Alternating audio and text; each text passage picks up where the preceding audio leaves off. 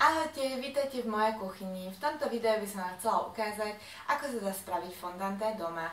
Pre tých, ktorí nevedia, čo fondant je to z cukru vyrobená hmota, z ktorého sa poťahujú torty. Okrem toho sa dajú z nej spraviť také jednoduchšie kvetinky alebo nejaké figurky a ozdobiť s ňou ešte tú tortu.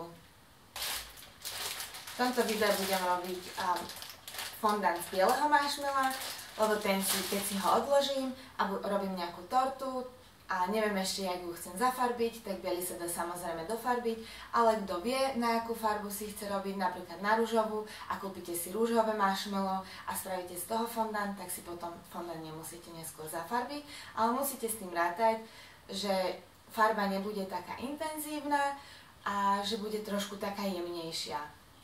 Okrem marshmalla budete potrebovať ešte práškový preosiatý cukor, sol a kyselinu citrónovú. Tieto dve veci slúžia na to, že potlačajú tú strašne sladkú chuť v tom fondante. Ďalej budete ešte potrebovať vodu a poprípade ešte nejakú arómu. Čo je veľmi dôležité pri výrobe fondantu, je množstvo vody a práškového cukru. To sa líši podľa toho, aké marshmallow zvolíte, lebo marshmallow nie je marshmallow. Samozrejme, každý výrobca vyrába marshmallow trošku inak. A preto je tam dôležité, aby ste vedeli odhadnúť ten pomer vody a cukru. Pri každej značke sa to líši. Ja mám napríklad takú skúsenosť, že som si zvykla robievať fondant z jednej značky marshmalla a k tomu som potrebovala 2 lyžice vody a 660 g cukru a fondant bol perfektný. Lenže potom som už tú značku marshmalla nevedela zohnať, neviem, stiahli ju z trhu, neviem prečo, tak som si kúpila inú značku a to marshmallow bolo trošku aj také jak pevnejšie, malo takúto pevnejšiu konzistenciu a keď som doňho dala 2 lyžice vody a toľko isto cukru sa mi v prvom rade ani nepodarilo vniesiť do toho fondantu, lebo bol taký tvrdý a sa mi potom trúsil ten fondant, čiže bol úplne strašný. Potom som to skúsila tak, že som si pridala menej cukru, lenže fondant bol dosť taký tvrdý, taký pevný, takže to tiež nebolo to optimálne.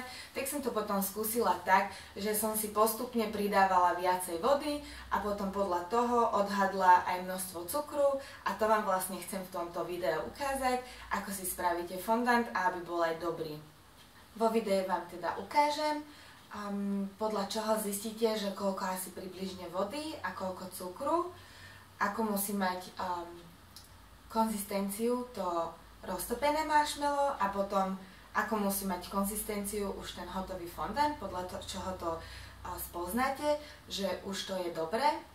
A teda navrhujem, že pustíme sa teda hneď do toho. Takže na prípravu fondánu budeme potrebovať práškový cukor. Ja tu mám 650 g, ktorý som predtým preosiala cez sitko, 300 g marshmallow, vodu, 2 až 4 lyžice, záleží od marshmalla, polku kávovej lyžičky soli, polku kávovej lyžičky kyseliny citrónovej, 1 vanilkový cukor, arómu, ja tu mám taktiež vanilkovú a rastlinný tuk, napríklad ceru alebo ceres soft na potieranie pracovnej plochy a rúk. Misku, v ktorej budem marshmallow roztápať, si dobre potriem rastlinným tukom, aby sa mi marshmallow nelepilo na strany, aby som ho neskôr vedela aj pekne vyškrábať von. Marshmallow budem roztápať nad parou, ja tu mám už predohriatú vodu v hrnci, ktorá pri roztápaní nesmie vrieť. Misku s marshmallow si vložím do hrnca, pridám na začiatok 2 polievkové lyžice vody, sol, kyselinu citrónovú, vanilkový cukor a pár kvapiek arómy. Kto chce mať fondant intenzívnejší, si môže samozrejme pridať viacej arómy, ale namiesto toho menej vody.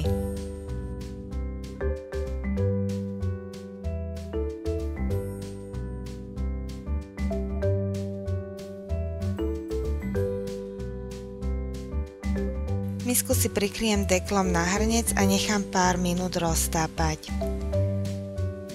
Po pár minútach, keď sa mi marshmallow trošku roztopilo, zoberiem si zase rastlinný tuk a potriem si aj predmet, s ktorým budem marshmallow miešať, aby sa mi marshmallow na ne neprilepil.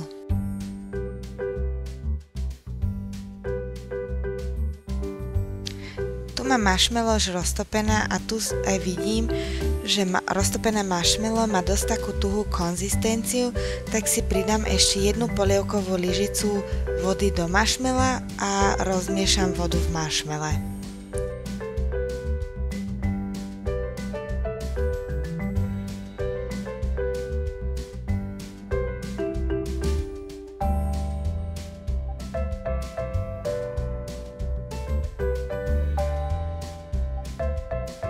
Tu má roztopené marshmallow už riedčiu konzistenciu, ale ešte stále nie je riedka dosť, tak si ešte pridám polku lyžice vody, rozmiešam a uvidím, ako bude mať roztopené marshmallow potom konzistenciu.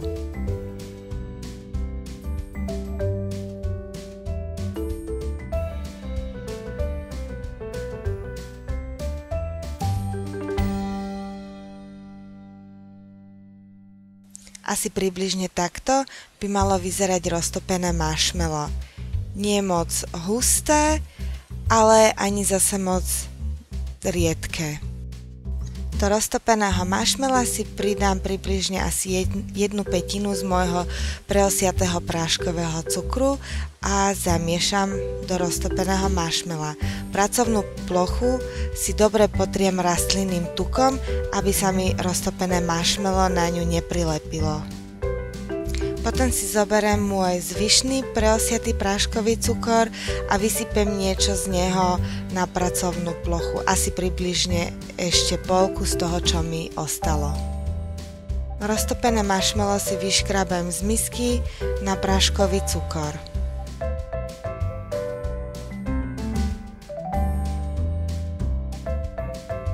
Keď som si z misky vyškrabala všetko, čo bolo možné, som si zobrala rastlinný tuk a dobre si s ním potrela ruky. Po vpracovaní cukru do marshmalla som si taktiež potierala ruky rastlinným tukom, lebo roztopené marshmallow sa veľmi lepí.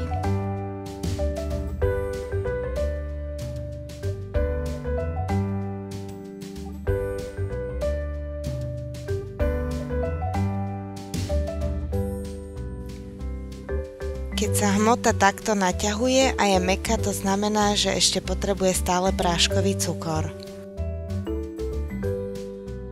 Keď som do hmoty spracovala asi polku z môjho preosiatého práškového cukru, tak som si pridávala práškový cukor na plochu už iba po troškách, aby som to s ním neprehnala a aby som mohla kontrolovať konzistenciu môjho fondanu.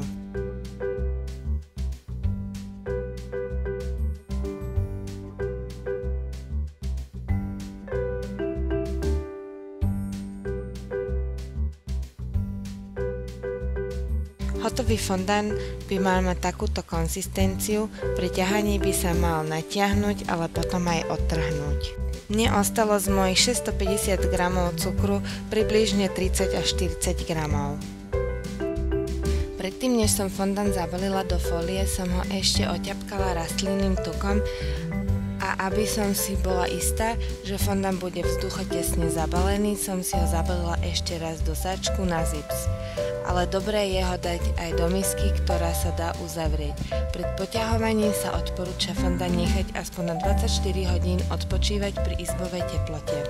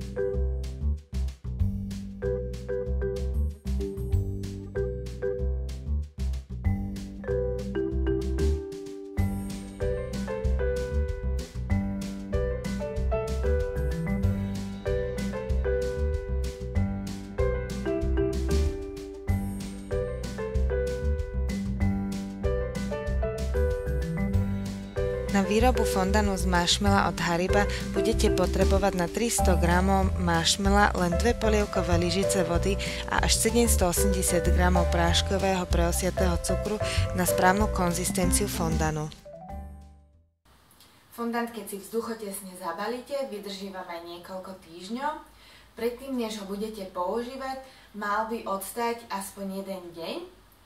A ešte predtým, než budete s tým fondanom poťahovať tortu, treba ho dobre rozpracovať. On sa zdá byť na začiatku taký tuhý, aj bude tuhý, ale keď ho rozpracujete, on trošku zmekne a potiahnete s tým krásne tú tortu.